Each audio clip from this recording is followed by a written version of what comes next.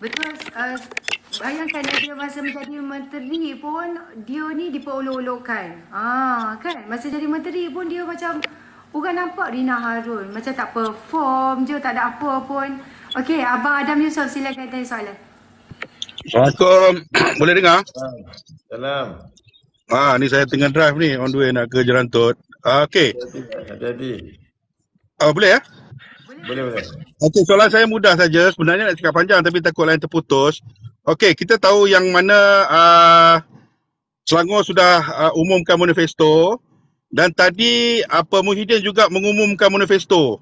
Kalau saudara ada mendengar, boleh tak komen apakah manifesto apa komen manifesto yang dilancarkan oleh Muhyiddin?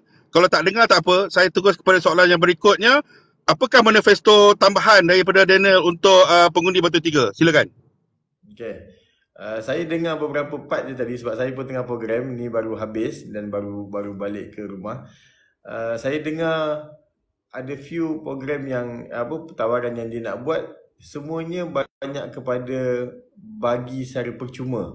So dia nak bagi air percuma, yang saya dengar lah parking percuma, apa lagi, hadiah kahwin RM500, hadiah beasiswa, hadiah mahasiswa masuk universiti. Sebenarnya semua benda itu telah pun kita buat 2008, 2013, 2018 kita dah pernah buat dah benda tu.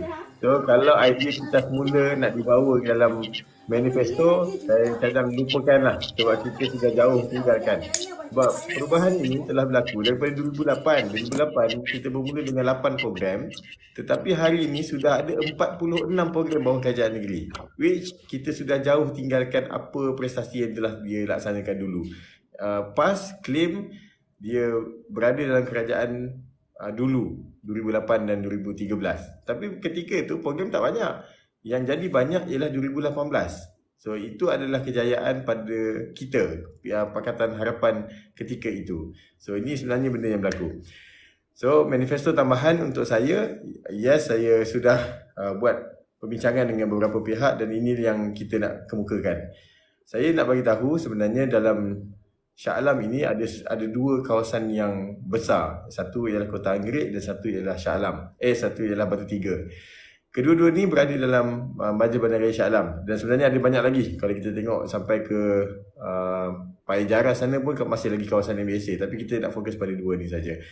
Dan Batu Tiga ni sebenarnya adalah salah satu penyumbang terbesar kepada pendapatan majlis bandaraya Shah Alam. Ketika saya jadi ahli majlis dan kali terakhir saya tinggalkan majlis ketika belanjawan, kita punya pendapatan sudah sampai 480 juta, hampir 500 juta. Tapi dengan kekayaan itu yang diberikan banyak sumbangannya daripada Batu Tiga, sebab Batu Tiga ni dia dibangunkan asal ialah sebuah kawasan industri. Ada banyak kilang. Kalau ikut rekod yang saya semak bawah ni ialah ada 270 industri pembuatan dan industri perkilangan di kawasan Batu Tiga sahaja, seksyen 17 sampai 24, ada banyak. So penyumbang kawasan ni menyumbang. So dia bandar kawasan Batu Tiga ni dibina atas struktur itu, industri dan perumahan untuk support kepada pekerja-pekerja kilang. So dia dibina 40 tahun, 30 tahun lepas, dah lama dah. So apa yang berlaku pada Batu Tiga hari ni ialah dia bukan tertinggal dari sudut kemodenan, tetapi dia bandarnya sudah tepu, bandarnya sudah dibina lama dan apa yang MBSA buat hari ni hanyalah maintenance untuk kabel longkang, jaga jalan dan sebagainya. Perumahan dah stagnan dah, perumahannya masih kekal di situ, di paras yang itu. So apa yang kita lihat di sebelah Kota Anggerik pula, dia more well planned. Rancangan bandar dia nampak agak teratur sebabkan tanah dia dibuka agak sedikit lewat. Kawasan bandar Shah Alam, Bukit Jelutong, Rimbayu, banyak lagi lah, Bukit Subang sebagainya. Itu sebenarnya. So saya hasrat dan bila kita ni membesar daripada kecil di Shah Alam, daripada seksyen 27 dan tengok kawasan Batu Tiga ni, saya berhasrat besar sebab saya pernah terlibat dalam Majlis Bandaraya, kita pernah terlibat dalam kerajaan negeri di SUK. Saya nampak satu benda besar yang boleh dibuat di Batu Tiga ialah kita kena bina semula. Tapi ayat ni mungkin agak besar dan terlalu terlalu bermimpi, tetapi sebenarnya boleh dibuat. Sebab idea redevelopment ni bukan benda biasa, bukan benda baru. Idea redevelopment ni ada pada pembangunan kampung baru yang dulu tengah kecoh masa Khalid Samad buat dulu. Itulah ideanya. Sebab bandar Batu Tiga sepatutnya boleh dibangunkan semula. Dia bagus, bandar ni bagus, memang pusat tumpuan orang ramai untuk cari pekerjaan. Kalau dulu masa saya kecil-kecil, bandar Shah Alam ni, kalau time raya kita boleh baring atas jalan. Sebab ramai orang yang berhijrah ke Shah Alam cari kerja, masa raya balik ke kampung. So ramainya sifatnya begitu. Tapi sebenarnya dia boleh diubah sedikit. Kenapa perlu kita kepada sumber luar, sedangkan kita ada penduduk asas kita yang sepatutnya boleh bekerja di tempat-tempat ni, kilang-kilang yang sedia ada di Shah Alam ini. So inilah hasrat saya. Kita boleh buat pembangunan semula, kita boleh buat semula matchmaking, buat matching penduduk kita, anak-anak kita, anak muda kita yang bekerja untuk dapatkan pekerjaan di tempat kita sendiri dan kita bina ekonomi kita bersama. Dan di Batu Tiga, of course, satu lagi part ialah kawasan komersial kita agak kurang. Dulu kita ada Giant 18. Kita ada beberapa tempat, tapi sekarang ni dah agak perlahan dan kita sebenarnya kurang pusat komersial yang akan menaikkan hasil dan taraf ekonomi masyarakat di Batu Tiga. Ini pandangan saya lah, tapi saya rasa boleh dibuat sebab saya pernah berada di majlis. Kita tahu tentang rancangan tempatan, kita tahu tentang town planning, kita tahu semua perkara itu boleh dilaksanakan. It's a big idea, but it's practical to do. Kita boleh buat. Okey, baik. Soalan seterusnya, Fairul, silakan. Assalamualaikum tuan. Assalamualaikum. Saya pengundi Batu Tiga, duduk di Seksyen 22. Okey tuan. InsyaAllah saya akan memberi undi kepada tuan termasuk keluarga saya. Terima kasih. Saya penyokong kuat YB Azli lah sebenarnya. Okey. So you punya muka pun lebih kurang macam dia juga sebenarnya. Ada ke? ada Irap. Cara cakap orang mana ni dia ada style dia sendiri. Okey, saya nak alihkan kepada isu setempat. Okey, macam di Seksyen 22 ada dua isu yang pada saya perlu diberi perhatian oleh pihak tuan kalau berjaya menang lah.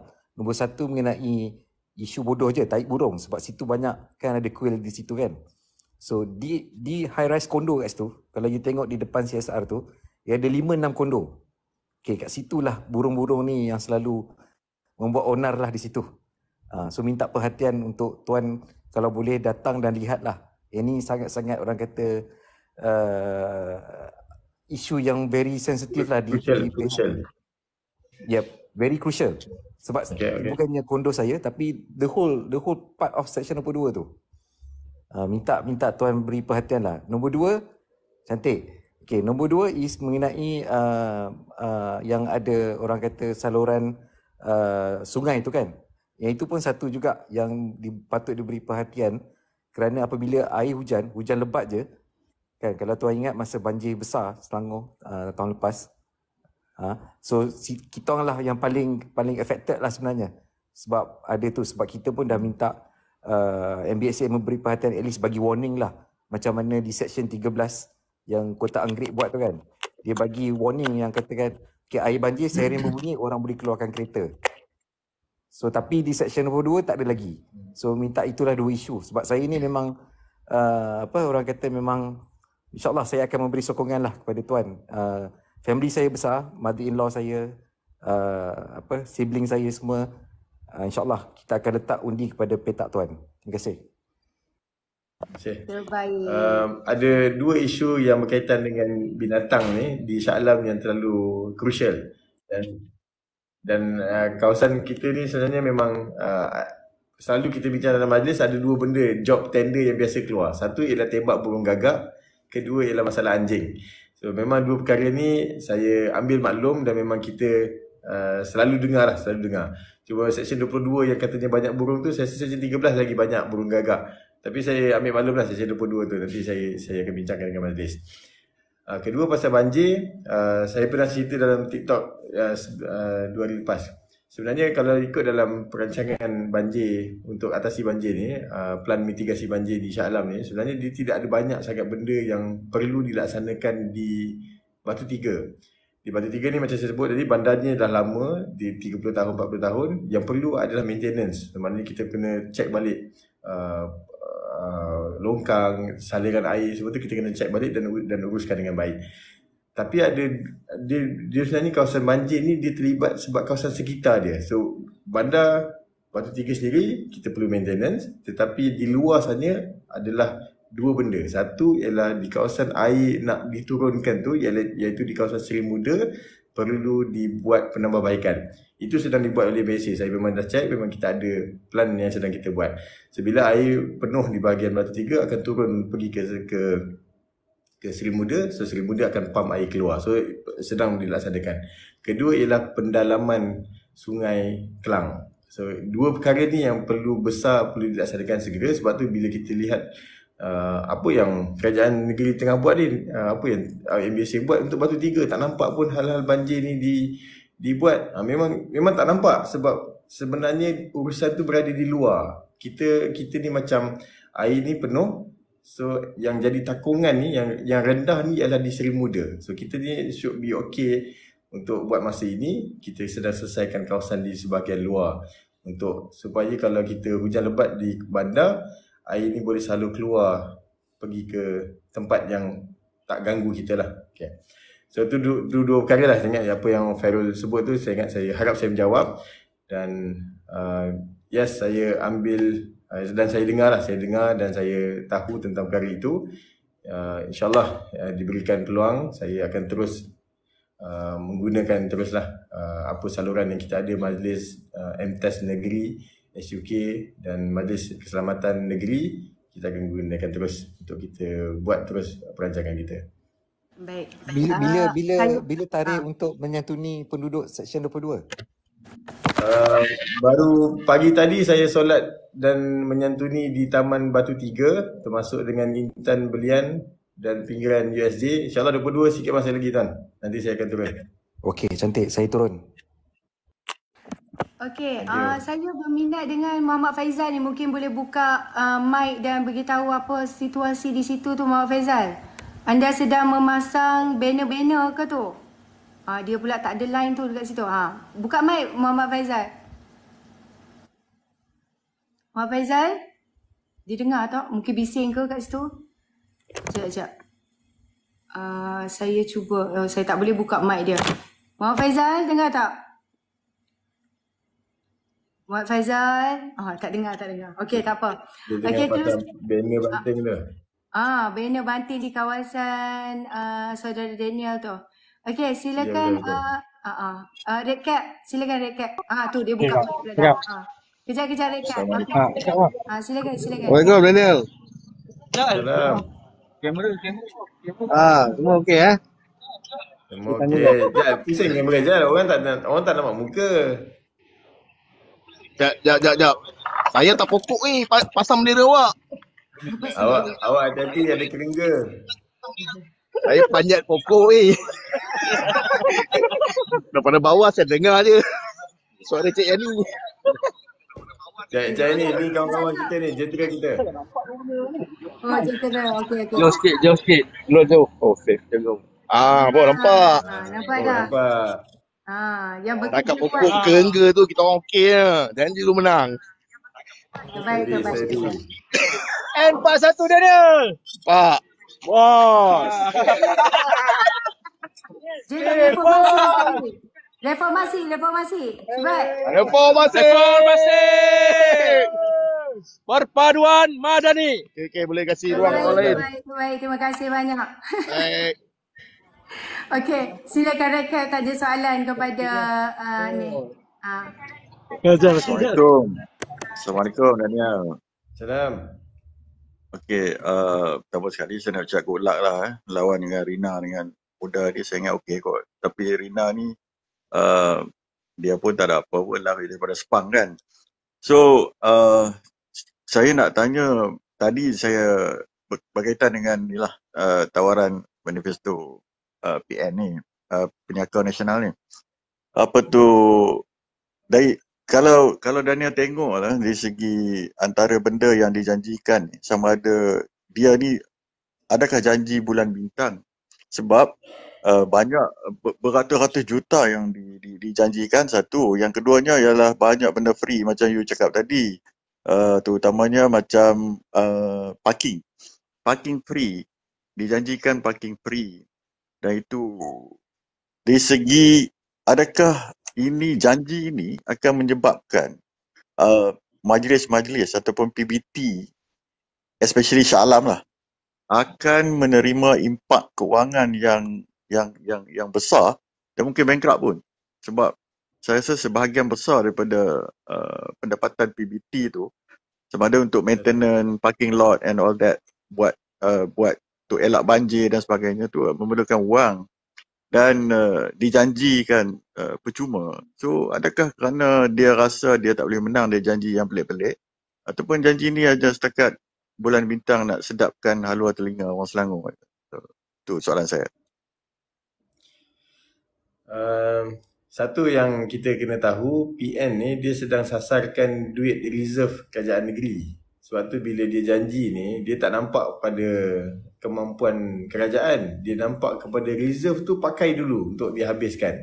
Ataupun macam mana lah dia nak belanja tu. Sebab tu bila Azmin jadi Menteri Besar itu, ketika awal dia jadi Menteri Besar, memang reserve terus drop sebab dia belanja berlebihan. So kalau dia nak buat semua gula-gula itu, sebenarnya dia boleh buat, tetapi dia kena tahu satu, memang pendapatan negeri dan pendapatan majlis akan drop. Saya masih ingat ketika kita bincang tentang kenaikan harga harga tiket parking. Ketika itu kita bincang untuk naikkan 20 sen. So bila kita naikkan 20 sen, impak dia ialah peningkatan hasil ialah sekitar 2 juta ringgit setahun. So saya membayangkan kalau dia buang parking itu secara percuma, kita bukan hanya hilang 20 sen yang tadi 2 juta tu, kita hilang the rest. Sebab sekarang ni parking 80 sen, kita hilang, katalah kalau 20 sen harga parking, kita ada 2 juta pendapatan.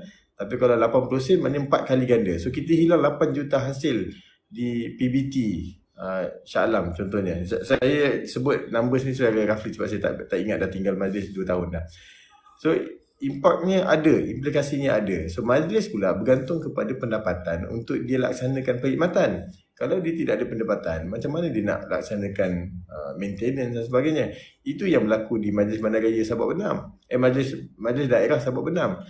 Bila pendapatan kita kurang, apa yang kita nak buat untuk masyarakat ni akan terkesan. Sebab tu Majlis Daerah Sabak Benam masih bergantung kewangannya daripada kerajaan negeri. Termasuk dengan bila negeri, kalau umum je bonus, memang semua penjawat awam semua akan seronok. Tapi di Sabak Benam mereka akan rasa risau sikit. So akhirnya kerajaan negeri akan top up pada Sabak Benam untuk tampung kewangan itu. So saya nak cerita senarionya, bila ada implikasi kekurangan kekurangan hasil di PBT, yes, dia akan beri impak kepada perkhidmatan. Bila majlis sudah buat forecast 500 juta setahun perbelanjaannya, sama ada dia buat secara imbang ataupun dia buat defisit, kalau pendapatannya jatuh sebabkan kita ni tengah tahun. So bila katalah Perikatan menang dan dia belanjakan semua ataupun dia laksanakan semua yang free tadi tu, pendapatan kita akan terus berkurang daripada 500 juta expected kepada 450 contohnya. So 50 juta yang kita kurang itu akan bagi kesan kepada perkhidmatan majlis di bawah sana. So dari sudut projek yang sudah dilaksanakan ke, sudah di plan ke, tender sudah keluar ke, payment tu akan terkesan. So dia akan ambil pula reserve. Lepas tu Perikatan sekarang ni dia nampak pada reserve, dia tak nampak pada hasil. Saya tak pasti sampai ke habis tadi adakah Perikatan sentuh tentang bagaimana untuk mendapatkan hasil tambahan. Kalau dia sekadar cerita semua gula-gula, habiskan duit, memang seronok. Tapi akhirnya apa benefit yang ada pada kerajaan? Sebab tu manifesto kita, PH, kita bincang tentang bagaimana nak mendapatkan hasil. Kita bincang tentang mendapatkan pelaburan, kita bincang tentang memberi peluang pekerjaan 100,000. Kita bincang benda yang kita terima dan kita kembalikan semula. Tapi kalau PN bagi gula-gula, kita terimalah apa yang berlaku lepas pada tu. Semua akan jadi macam haru-hara lah. Betul. Saya setuju. Sorry lah, saya cakap mungkin banyaknya pada figure sebab background saya, degree saya matematik. So mungkin quite technical sekali lah. So Daniel sebut kalau PN menang, na'udzubillah ha. Na'udzubillah. Ramai yang tak tanya soalan. So satu soalan saja boleh ya? Sorry. Okay. Bomo, silakan. Sorry. Saya kena satu soalan saja korang. Ramai lagi yang Okey. Assalamualaikum Daniel. Bakal YB insyaAllah. Amin. Okey. Saya nak tanya tentang apa ni. Yang lain saya nak tanya banyak tapi semua dah tanya dah. Jadi saya nak tanya bagaimana penerimaan setakat ni 3-4 hari kempen ni turun ke bawah, jumpa dengan rakyat dan sebagainya. Penerimaan rakyat di bawah ni terhadap Daniel lah ataupun Pakatan Harapan di Selangor. Yalah kita tengok berminggu-minggu ni orang Perikatan Nasional duk mengatakan gelombang hijau 60 dan sebagainya dan mereka cukup confident Selangor akan tumbang ke tangan mereka. Jadi mungkin Daniel dapat input daripada calon-calon lain daripada Pakatan Harapan sewaktu mereka turun ke padang jumpa dengan rakyat dan sebagainya. Penerimaan mereka bagaimana setakat hari ni lah 3-4 hari dah kempen ni kan. Jadi kita nak tahulah situasi sebenar. Saya harap Daniel dapat menjawab dengan jujur lah penerimaan dan situasi sebenar yang Daniel alami sewaktu berkempen 3-4 hari ni. Okey, itu saja soalan saya. Terima kasih. Okay. Saya mungkin ada sikit kelebihan berbanding dengan calon yang lain sebab kebetulannya saya membesar pun di Shah Alam bekerja dan sampai hari ini pun masih di Shah Alam.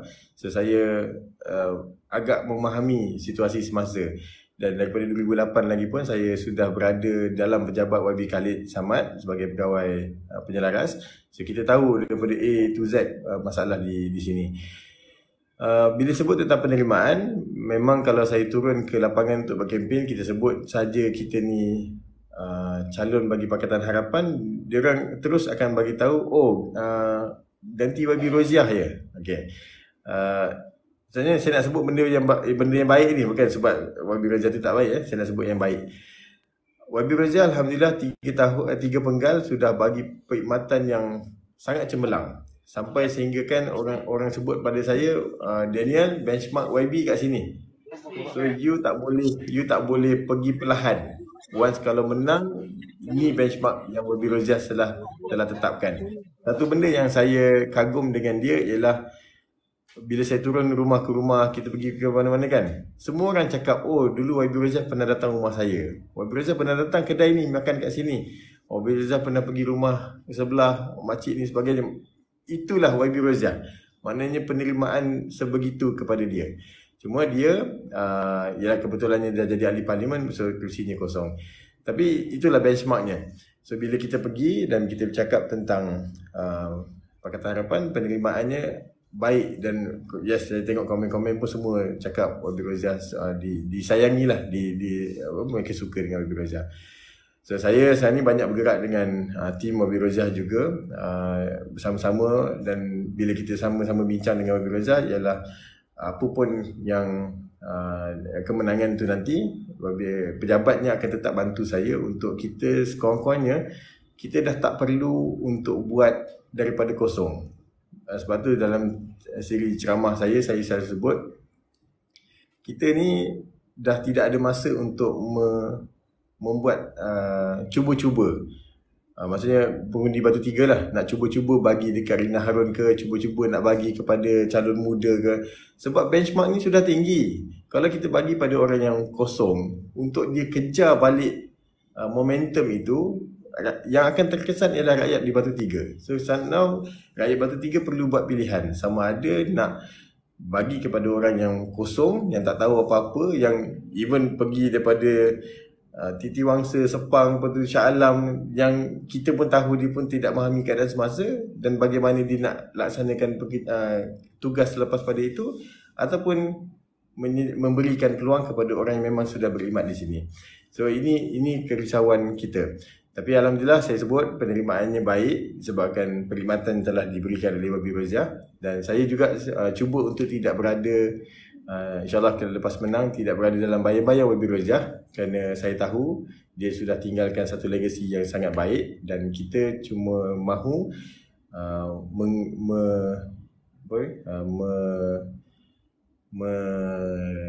menyambung menyambung kecemerlangan, meneruskan kecemerlangan, dan kita hanya baiki 1-2 part yang dirasakan perlu. Dan of course saya sebagai orang muda, kita akan bawa juga aspirasi orang muda, terutama dari sudut pekerjaan, penyediaan fasiliti, program, pembangunan dan sebagainya. So ini juga jadi benda yang cabaran untuk saya juga, untuk saya tahu bila saya turun ke bawah, kebetulannya kita orang sini ramai yang kenal kita. Daniel, kau kena buat ni, Daniel, kau kena buat ni. Kita dah lama nak benda ni, tak ada benda kat sini. Antara contoh pemudah lah, di Shah Alam ni terkenal tasik Shah Alam. Itu ada di Kota Anggerik, dia tidak ada di Batu Tiga. So antaranya benda begitu yang mungkin kita rasa kecil. Sebenarnya tasik ni sebenarnya orang inginkan sebuah tempat rekreasi, pusat sosial, pusat masyarakat, dan ini sebenarnya bagi benefit semula pada rakyat. So inilah yang saya harap saya menjawab soalan tadi. Kita nak penerimaannya ada, insyaAllah kita nak cuba buat yang lebih baik. Saudara Daniel, saya sebenarnya lambat tengok satu posting ni di Facebook. Saudara Daniel kenal tak dengan Alif Ahmad? Yang tutup jalan tu tak boleh ke? Ya. Kejap Roslan, kejap. Kenal tak dengan Alif Ahmad? Kenalan? Tunggu kejap. Ya, yang dia tulis kata nak ceritakan tentang Yes. tentang Rina Harun. Rina Harun tu. Mungkin boleh approach dia kot. Kalau saya tahu, saya boleh bawa dia masuk untuk cerita pasal Rina Harun. Dia kata banyak benda dia nak cerita pasal kegagalan Rina Harun ni. Mungkin lah. Kalau saya sendiri pun jadi calon Batu Tiga, dia lawan Rina Harun. Saya approach kami akan approach dia dan kita akan panggil dia. Tapi sebenarnya saya menunggu satu momen. Sebenarnya gini tak, saya sudah pergi ke seminar online untuk attend bukanlah debate tapi perkongsian dengan wakil muda, dan kali kedua saya dipanggil oleh BFM pun dengan calon muda juga. Sampai saya sebut saya tak nak pergi dah kecuali kalau Rina pergi. So kalau Rina pergi, Rina on, saya on. So saya memang nak sepentas dengan Rina, dan barulah saya akan kumpulkan daripada Alif, daripada rakan-rakan kita semua, biar orang tahu siapa Rina Harun. Saya menunggu pentas itu. Kalau kita ada ruang, saya sangat inginkan tempat itu. Betul. Saya terbuka. Ya, terbaik. Okey, baik. Soalan seterusnya. Abang Bomo dah tanya ke? Belum lagi kan? Dah. Dah tanya. Okey. Seterusnya anak muda. Silakan anak muda Selangor. Sila. Okey, Assalamualaikum Daniel. Soalan saya ringkas je Daniel. Selain daripada taik burung, selain daripada pusat rekreasi tadi, dan juga macam calon muda sendiri, Cida tu cakap antara masalah paling besar kat Batu Tiga ni banjir. Apakah masalah lain yang ada di Batu Tiga, dan macam manakah cara Daniel nak nak selesaikan masalah tersebut, dan adakah muda ini satu ancaman? Itu saja. Terima kasih. Saya rasa mungkin tuan boleh spesifik kot masalahnya yang mana, sebab kalau tuan tanya saya masalah lain, nanti tak menjawab soalan pula. Lebih kurang macam apa perkara yang macam nak diselesaikan lagi lah di Batu Tiga ni. Okey. Apa lagi yang tak selesai? Okey, bila kawasan ni kawasan yang lama, saya rasa saya dah sentuh tadi tentang masalah infra. Jalan, longkang, pokok, semua tu dah 30-40 tahun ni. Saya ingat tu biasa. Yang tak biasa, saya nampak mungkin satu benda lah dari sudut struktur sosial ekonomi lah. Sebenarnya lah, saya rasa daripada dulu pun masih sama lagi sehingga kali ni. Cuma dia dah turun ke next generasi. Generasi pertama yang ramai bekerja, yang ramai daripada luar datang bekerja ke Shah Alam di kilang-kilang Batu Tiga ni, yang tu semuanya banyak kembali semula ke kampung untuk mengundi. Tapi saya lihat generasi kedua selepas itu ramainya pengundi dan menetap di Shah Alam, di Batu Tiga. Cuma kumpulan ini saya tak pasti. Saya pun masih dengar ramainya bekerja di luar. Sedangkan masa saya sebut kuasa ekonomi itu berada di Batu Tiga. Kilang-kilang banyak. Kawasan komersialnya ada. Maksudnya ada begitu. So saya masih terfikir perlu atau tidak saya bangunkan satu program matchmaking, job matching untuk kita pastikan rakyat dan penduduk di Batu Tiga ini bekerja di Batu Tiga juga. Tak perlu pergi keluar. Dan sebenarnya ia boleh menjimatkan banyak benda. Boleh jimatkan pengangkutan, boleh jimatkan kos sebagainya. Dan benda ni sebenarnya membantu kepada aspek sosial juga. Sebab saya masih ingat saya pergi ke luar negara. Orang luar negara Australia saya pergi ke sini. Mereka jalan kaki pergi kerja. Maknanya tempat mereka bekerja dengan tempat mereka duduk dan tinggal itu tempat yang dekat. So dia jimat dari sudut pengangkutan. Dan of course dalam 5 tekad manifesto PH kita sebut tentang mobility, akses kepada masyarakat. So benda yang itu akan membantu kepada pekerjaan tadi bila kita ada akses mobility yang cukup, kita ada pengangkutan bandar yang boleh daripada first mile ke last mile. Dan sebenarnya satu lagi perkara yang tertinggal ialah pengangkutan rail di Batu Tiga tiada. Kita ada LRT 3 dalam construction, laluan daripada Seksyen 7 pergi ke pusat bandar, pergi ke Seksyen 13, lepas tu terus pergi ke Kelana Jaya. Dia tidak ada di laluan di Batu Tiga. Itu juga jadi benda besar yang saya rasa perlu difikirkan, sebab dengan adanya hubungan pengangkutan awam yang baik, peluang pekerjaan juga ada di sini. Hanya tinggal rakyat di Batu Tiga dan Shah Alam hanya perlu ialah anak-anak yang ingin menyambung pelajaran, cuba lihat bidang-bidang yang berada di Batu Tiga dan habis belajar kembali semula bekerja di sini. Ada sebut tentang komen jalan-jalan ni. Ya betul, memang jalan Batu Tiga ni memang crucial sebab macam saya sebut, kawasan kita kawasan lama, kawasan yang banyak heavy usage. Jalan tar kita bina, tapi lori kita terlalu banyak penggunaannya dan dia jadi rosak balik. Dia akan ulang benda yang sama. Kita kena ada satu model lain. Laluan lori ni perlu mungkin kita boleh fikirkan mungkin ada dedicated laluan untuk lori ke, dan laluan kereta lain yang berbeza ke, ataupun struktur tanah kita kena dibangunkan semula. Benda ni takkan habis. Pothole, jalan berlubang, dia takkan habis. Kalau kita kekal dengan keadaan semasa, setiap tahun kita turap lah macam mana pun dia akan jadi lagi. Saya tahulah sebab job tender turap ni tak pernah habis di majlis. Betul. Okey, baik. Soalan seterusnya, Abang Nazroy. Silakan. Abang Nazroy, silakan. Tanya soalan kepada... Silakan. Assalamualaikum warahmatullahi wabarakatuh. Salam. Pada YB, bakal YB ni, Alhamdulillah. Abang tak nak cakap apa lah cerita ni. Abang pun orang utara kan. Tapi abang menetap di Selangor ni dah 20 tahun lebih lah. Tapi abang Batu 9. Bangun di Batu 9. Ni abang nak tanya, abang tak boleh tanya apa, hanya abang berdoa ya. Semoga berjaya. Abang satu yang abang sakit hati ya. Kita orang agama Islam tak pelak betul kan. Main statement agama ni statement raja-raja ya ni, raja-raja. Abang bekat regimen Askar Melayu. Pasal itu abang jadi bengang betul ya kita lah. Kita nak kata apa kan. Tapi kita pergi kalau pasal undang-undang, kalau kita tak pasal pikir undang-undang, dah ketuk lah MCU.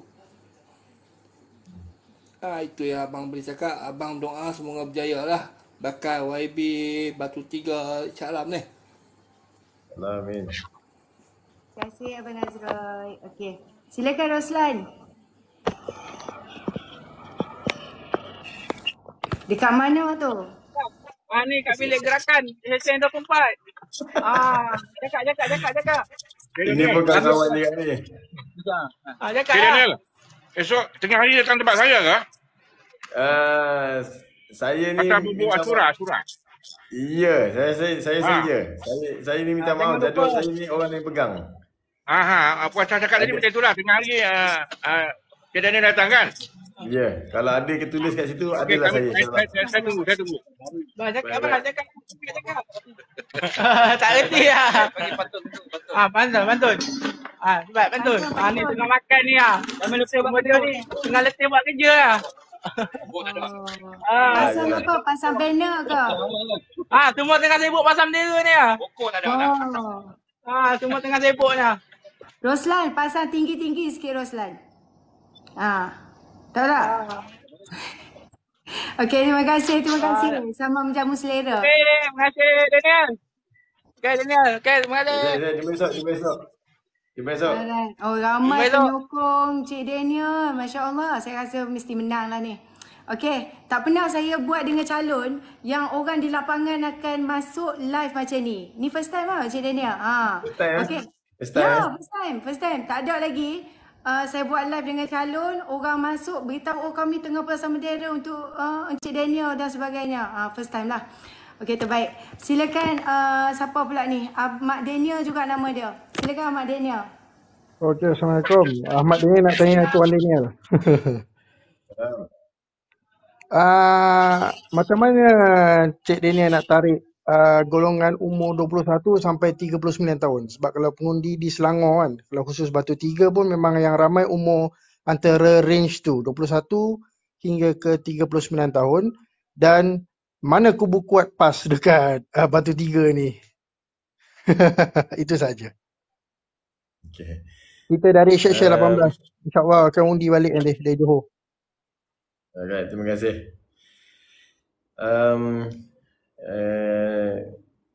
Saya cerita sikit tentang bagaimana PN dan PAS ni punya situasi lah. Sebenarnya kalau ikut daripada mulut orang PAS sendiri, mereka sebenarnya aim for Batu Tiga sebab mereka kuat. Ada base di Batu Tiga, beberapa masjid, semua ada tempat-tempat yang tertentu. 18, 17, Padang Jawa semua tu dia kuat. Tapi bila berlaku demand daripada Bersatu untuk aim for Batu Tiga dan mereka dapat, so jentera daripada sini dah mula beralih pergi ke Kota Anggerik sebab PAS bertanding di Kota Anggerik, which mereka tidak aim pun untuk tempat itu. So ini yang berlaku. So memang ada setengah tempat PAS kuat, tapi hari ini sudah dilihat lemah sebab jentera ni banyak keluar. Lepas tu bila saya bersama dengan jentera turun padang bertembung dengan Rina Harun pun, tak ada muka yang saya kenal yang bersama dengan Rina Harun. Semuanya muka orang luar.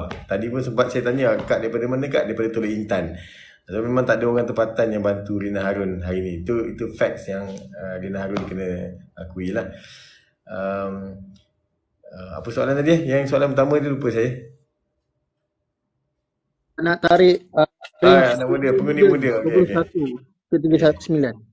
Okay. Menarik tentang Batu Tiga ni, dia macam kampung sikit tau. Macam feel dia macam kampung sikit.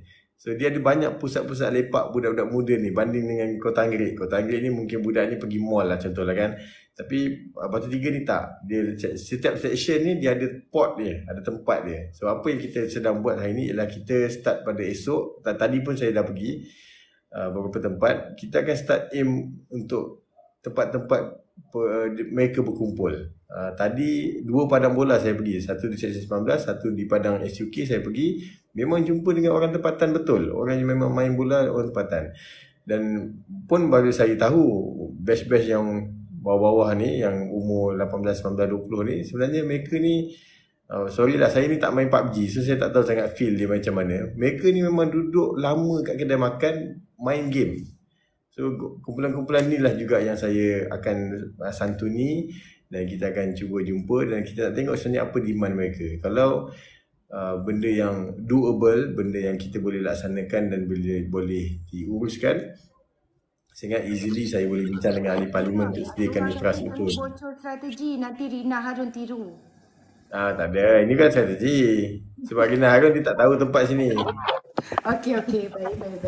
Tapi Saya yes, sebab kita ada kelebihan sebab kita kerajaan dan kita tahu kat mana tempat yang boleh kita bangunkan pusat-pusat aktiviti ni. Antara benda yang YB Najwan buat ialah dia book pejabat dia sewa pejabat dia, tingkat bawah ialah pejabat, tingkat atas ialah pusat aktiviti anak-anak muda. Mungkin saya boleh fikirkan benda yang sama untuk akan datang. okey, baik. Terima kasih. Encik Azrul, silakan. Assalamualaikum warahmatullahi wabarakatuh. Pada saudara Daniel, don't be apologetic kalau kamu orang matematik sebab ramai orang matematik nak mengundi awak besok. Okay, speaking of matematik punya cerita, saya dapat data dekat News Lab Malaysia Kini. Kita tengok kalaulah PRU 15 hari tu pilihan negeri tu bergerak bersama-sama atau serentak, kita dapat lihat di Batu Tiga beza majoriti yang ada untuk Batu Tiga lebih kurang 2,000 sahaja. Namun bagi undi daripada Barisan Nasional ada 13,000. So katakanlah undi BN campur undi PH ni bergabung, nampak macam selesa. Namun saya nak tanya, soalan saya mudah. Bagaimana pandangan saudara Daniel tentang sokongan ataupun dukungan daripada rakan-rakan kita dari Barisan Nasional, specifically UMNO lah, untuk dapatkan 13,000 undi ni daripada mereka? Silakan. Okay. Saya rasa bab ni yang saya setuju dengan Cik Yani tadi. Ini strategi yang saya takkan cerita semua. Yes, tumpuan kita memang kita akan dapatkan undi putih UMNO, maksudnya undi penyokong tegak UMNO. Tapi saya tak boleh cerita detail kat sini sebab saya tahu dalam masa yang sama Rina Harun sedang approach kawan-kawan UMNO kita ni melalui jumpa rumah ke rumah. Kita tahu dan mereka sendiri bagi tahu kita, Daniel, ketua wanita ni, Rina dah pergi rumah dia. So apa yang kita buat memang di belakang kita without bagi tahu pada public, memang kita sedang cuba untuk kepung kawan-kawan kita dalam UMNO dan Barisan Nasional. So benda ni saya mungkin tak boleh cerita semua, tapi alhamdulillah saya boleh sebut kerjasama kita dengan Barisan Nasional sangat-sangat baik. Even kita bertanding di Shah Alam di di Batu Tiga, UMNO tak ada kerusi langsung ni. Kota Anggerit tak ada, Batu Tiga tak ada, even parlimen sebelah di Kota Raja pun tak ada, parlimen Kelang pun tak ada. Mana kawasan sekitar ni semua tak ada UMNO bertanding. Tapi alhamdulillah UMNO bagi sokongan sangat baik terutama di tempat saya lah. Saya tak boleh nak komen tempat orang lain.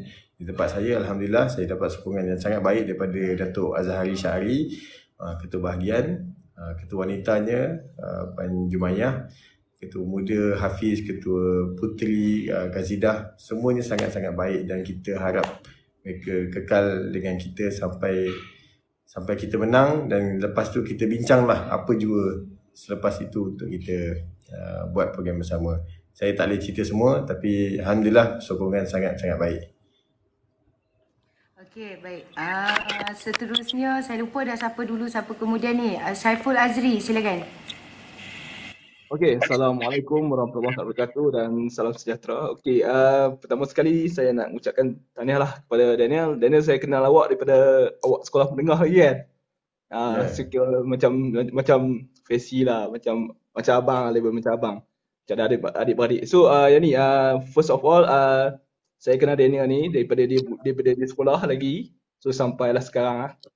Then, soalan daripada saya yang ni kepada Daniel. Okay, Daniel, kalau dah menang sebagai YB kan, apa harapan Daniel untuk anak-anak di kawasan Batu Tiga lah dari segi pendidikan dia orang? Sekarang ni kalau kita tengok teknologi sekarang, macam dari segi pendidikan, kita tengok memang mencabar lah bagi kita nak pastikan anak-anak kita diberi pendidikan yang lebih. Macam kita tengok teknologi sekarang dah ada AI kan, artificial intelligence. That's why kita nak ke arah lebih ke anak-anak muda ni, ataupun kita katakan anak-anak sekolah ni dia lebih ke arah teknologi yang lebih baik lah. So apa harapan dia kalau dah jadi YB nanti, insyaAllah. Itu saja soalan saya. Terima kasih. Terima kasih Syaiful. Saya rasa ada benda menarik tentang Batu Tiga ni. Sebenarnya kita terlepas pandang hubungan di antara pihak pendidikan dengan industri. Sebab bila kita ada banyak kilang dan kita ada banyak pegiat industri, terutama pembuatan di Batu Tiga ni, saya rasa ralat dan saya rasa rugi kenapa kita tidak menghubungkan dua perkara ni. So kalau kita boleh matchkan dua perkara ini, pendidikan dan industri, mungkin daripada awal lagi kita dah boleh bina minat anak-anak kita. Dan sebenarnya mereka tak perlu pergi praktikal ataupun pergi lawatan jauh-jauh pun. Sekolah Seksyen 18 boleh senang dia pergi ke kilang Matsushita dekat Seksyen 21. Semuanya berada di tempat kita je. So, banyak benda yang saya nak kita exposekan, benda yang ada di tempat kita sendiri, tak perlu pergi jauh, dan kita boleh buat dan kita boleh bina pendidikan kita daripada awal. Daripada kecil ni dah boleh terus explore minat dengan elektronik, minat dengan mekatronik, apa-apa sebagainya, benda yang sudah ada di Shah Alam ini manfaatkan. Dan sebenarnya terus habis belajar boleh terus kerja kat Shah Alam je sebenarnya, tak perlu kerja kat luar.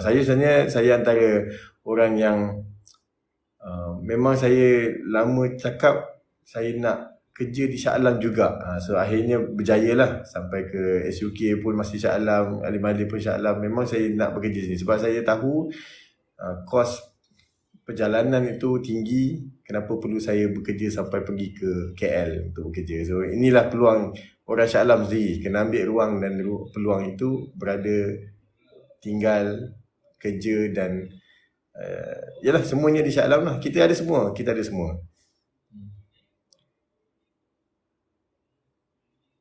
Itu baik. Silakan. Seterusnya Ajo Pujaan. Ajo Pujaan sila. Tanya soalan. Hello, Assalamualaikum. Bakal YB. Okey, saya Zul sini. Pengundi N41 Dun Selangor. Okey. Okey. Saya tinggal di Seksyen 18. Dengar ya? Dengar, sila. Dengar. Okey. Apa saya nak cakap dia pun saya dah lupa. Okey, macam ni. Saya nak tanya bukan tentang politik lah, tentang portfolio Tuan Daniel. Sebelum tu saya nak introduce. Saya ahli PKR yang sebelum ni ahli PKR lah. Daftar bawah Pak Kop. Okey. Jadi bila pindah Puan Rozia, saya sekarang dia dah parlimen, jadi dia tak jaga Shah Alam. So sekarang dia bertukar dengan Amanah. Laju sikit soalan tu. Okey. Ni tentang portfolio saudara Daniel.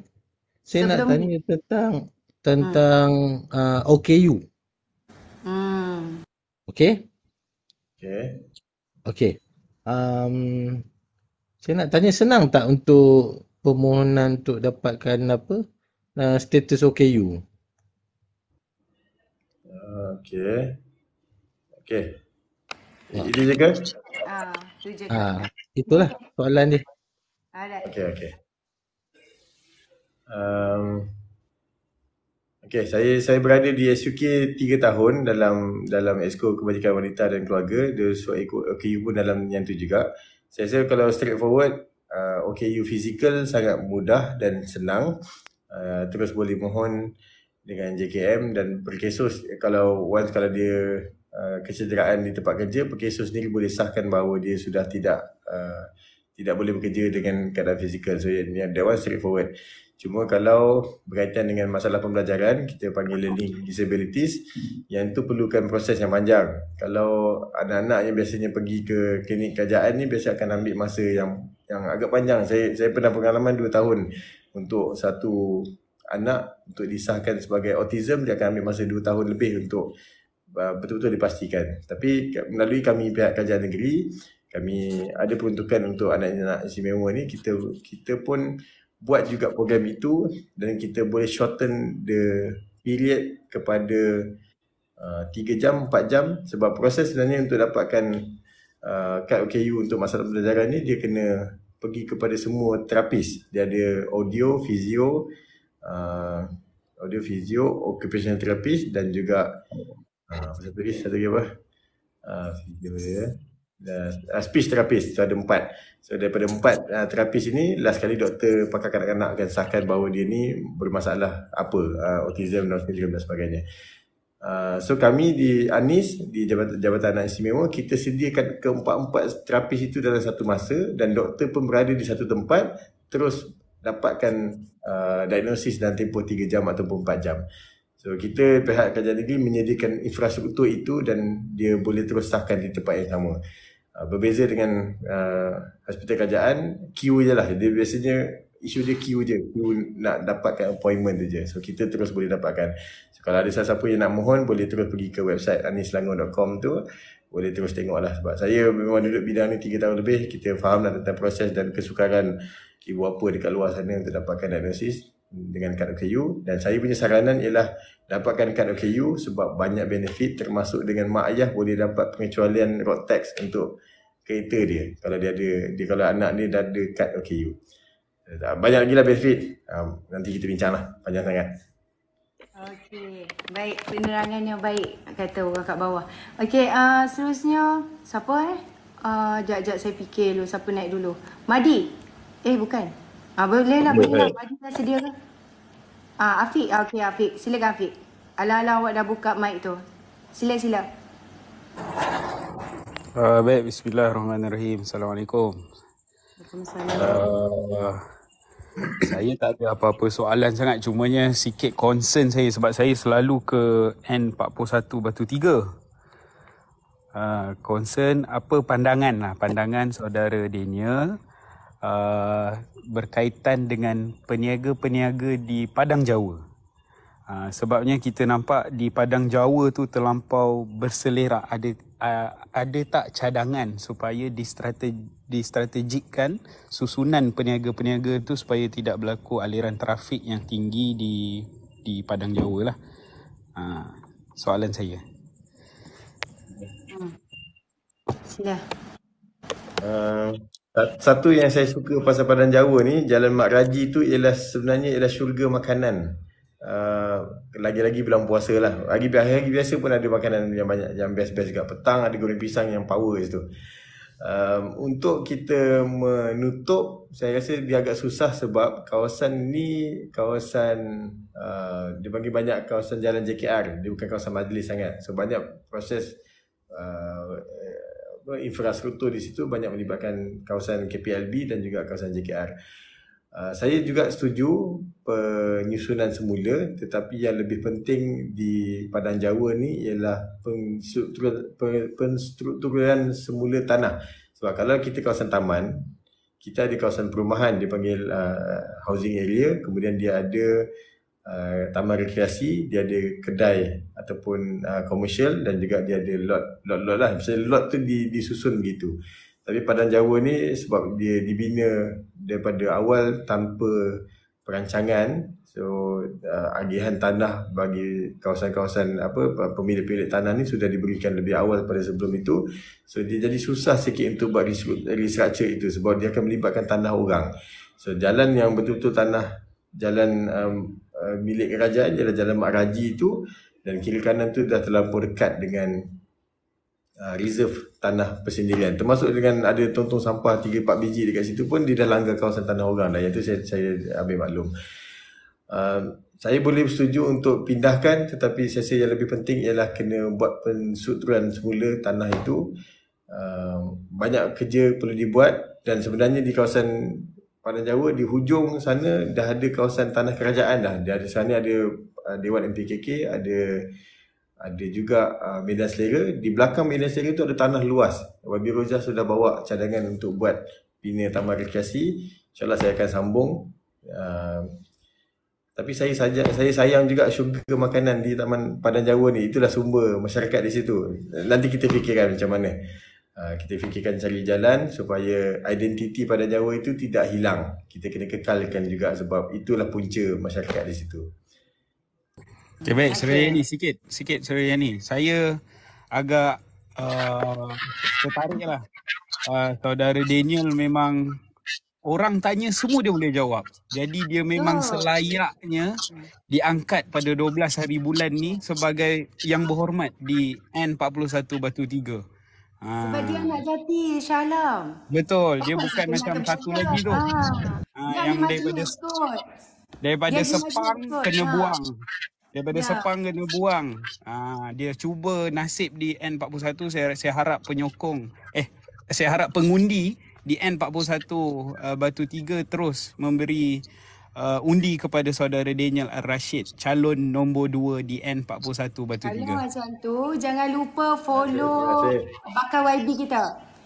Okey, saya tengok Bakar YB kita baru 3,000 lebih dia punya follower. Jadi korang semua hampir 2,000 yang memata, yang memandang, tolong follow.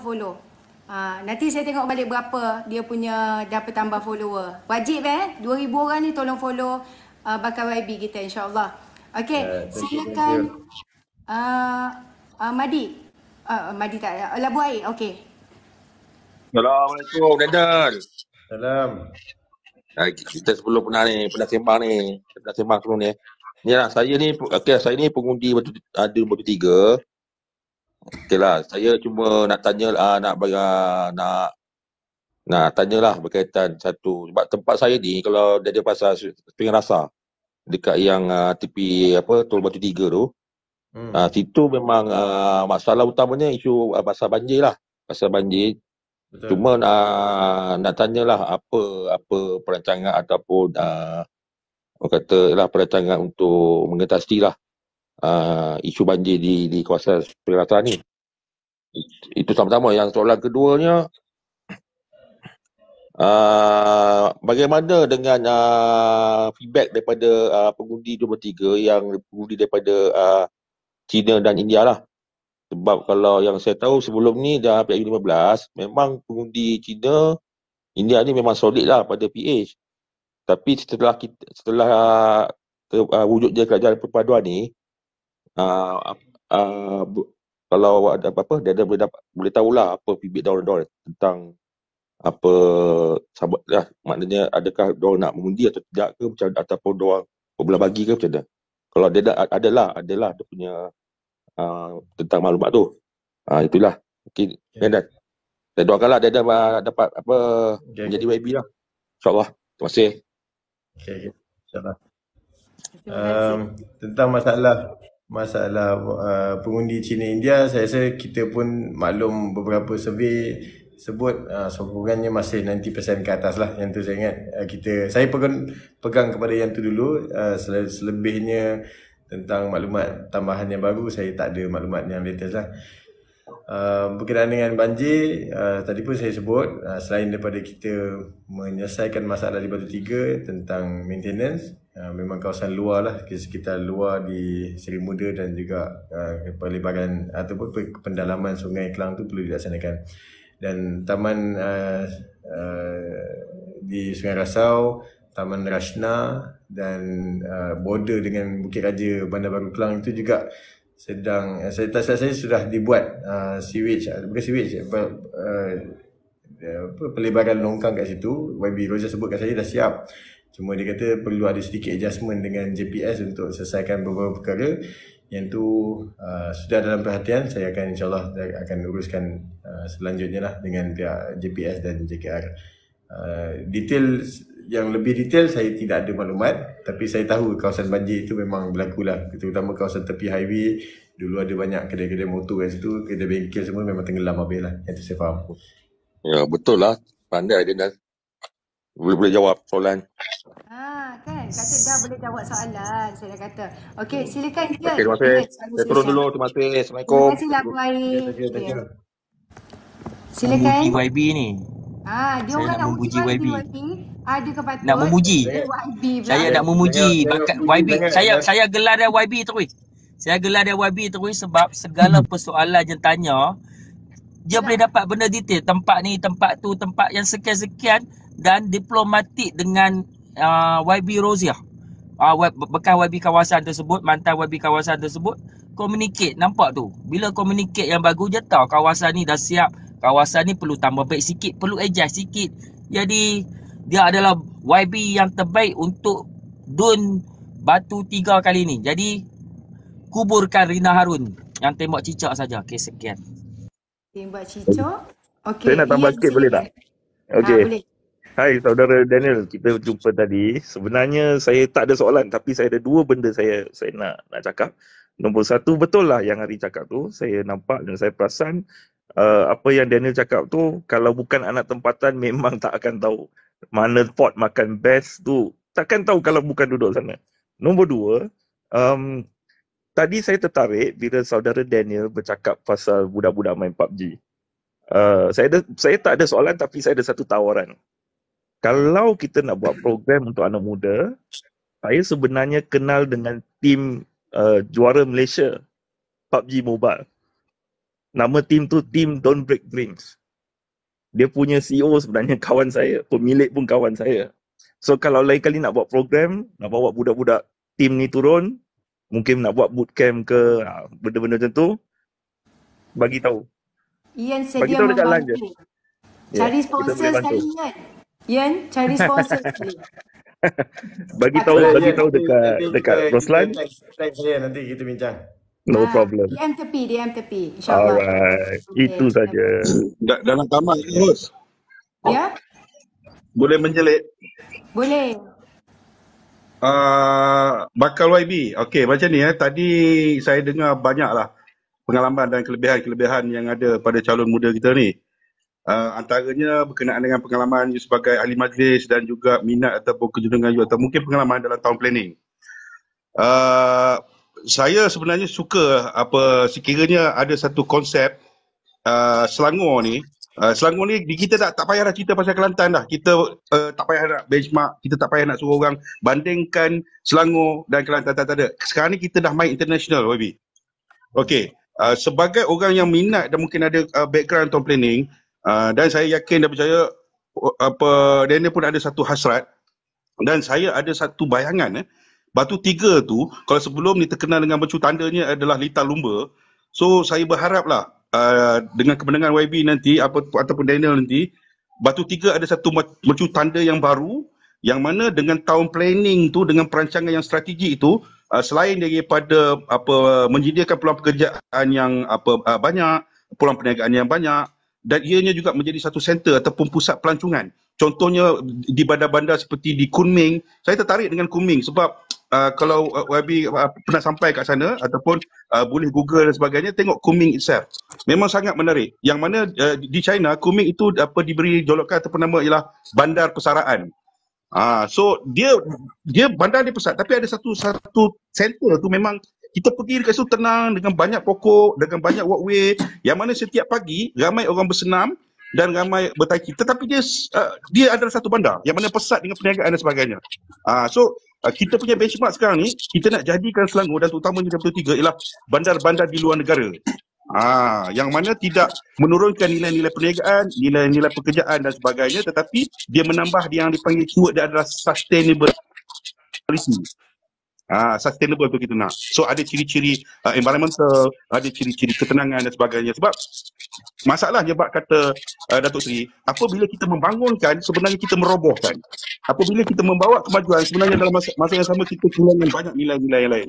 Terutamanya ialah nilai untuk ketenangan ataupun stressful berada di bandar. Tetapi saya berharap Batu Tiga ni adalah satu tempat yang mana kita tak stressful, tetapi dengan munculnya stadium apa semua nanti, dia akan menjadikan satu integrasi yang strategik yang insya-Allah saya yakin Daniel boleh buat sebab Daniel adalah pakar matematik. Sekian.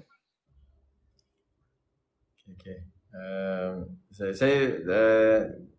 Saya setujulah, saya setuju nak komen tambahan pun saya ingat setuju juga ada another landmark untuk Batu Tiga.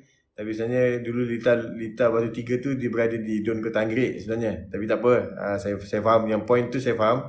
Mungkin kita boleh tengok lagi lah apa yang boleh dibuat di Batu Tiga ni nanti.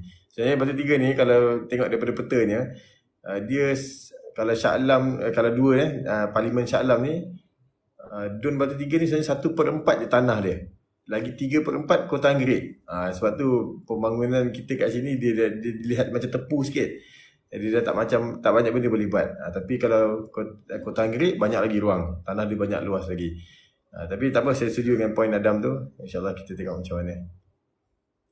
YB, tak ada salahnya kalau kita bekerjasama dengan jiran kita tu, insyaAllah YB Najwan membuat satu segitiga. Segitiga maknanya Batu Tiga, Kota Anggerik dan sebagainya menjadi satu landmark yang berstrategi, gabungan 3 YB dan sebagainya. Wah, saya dah membayangkan best. Kita sebut landmark Shah Alam mudah sikit sebab kita ada banyak tanah kita boleh buat. Adik, faham. Saya faham. Baik, soalan terakhir kepada Syami. Silakan Syami. Assalamualaikum. Okey, saya nak cakap tahniah lah. Saya siap-siap lah pada YB macam nak menang je tu. Okey, saya nak tanya sepanjang kempen beberapa hari ni, especially untuk anak muda lah, wujud tak macam ada kelesuan, bukan kelesuan politik, maksudnya macam diorang macam hari tu kan dah mengundi untuk PRU, kan nak mengundi lagi. Ada tak wujud macam, yalah kan PRN ni untuk kerajaan negeri dan juga parlimen tu untuk yang bulan November tu untuk kerajaan pusat. So ada tak diorang macam rasa macam